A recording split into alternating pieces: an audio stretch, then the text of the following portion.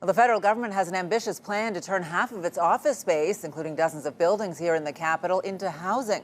The plan promises to transform the downtown and address the housing crisis. But tonight, we're learning things are moving much more slowly than anticipated. CTV's Austin Lee joins us live with the details on this. Austin. Yeah, Patricia, the Auditor General has tabled a report which shows that 6 years in, the federal government is not on track with its previously announced 10-year plan. In fact, there's been very little progress.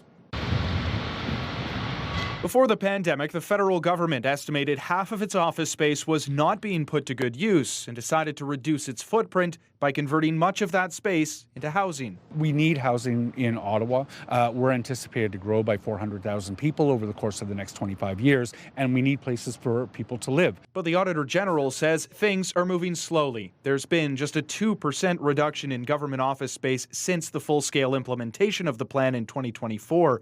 In her report, Karen Hogan says the government needs to accelerate their efforts to reduce the office space they occupy and contribute to increasing stock for housing that is sustainable, accessible, and affordable. There was initially a lot of momentum behind this idea, but I think sometimes momentum can get stopped when you see, oh, this is actually a lot more complicated than we thought it was. The government still has a target of converting half of its office space. The Auditor General says the main reasons for the delays: a lack of funding, aging infrastructure, and resistance to change from some federal tenants. We need housing of all types and a lot more of it, and every level of government has got an important part to play in that. Then there's the question of what is affordable housing, something the Auditor General emphasized in her report, arguing the federal government's plan does not go far enough. The definition of affordable that's being used by the federal government doesn't necessarily match what residents might consider to be affordable. Ending the homelessness and housing crisis is absolutely doable,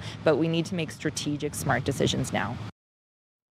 The Minister of Government Transformation, Public Works and Procurement, Joel Lightbound, said in a statement today that he welcomes and accepts the findings of the Auditor General's report and all of the recommendations, adding his department plans to share annual updates on its progress. Patricia.